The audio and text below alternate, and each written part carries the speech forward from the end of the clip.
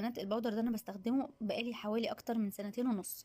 بودر مزيل للعرق، هو مش مضاد للعرق، يعني بيخليكي تعرقي عادي، لكن استحالة تلاقي ريحة عرق خالص طول اليوم. انت حطيه مثلا، انت خدي الشاور وحطيه على طول، طول اليوم مفيش ريحة نهائي. هتنامي وتصحي برضو مفيش ريحة خالص خالص خالص، وهدومك هتفضل زي ما هي.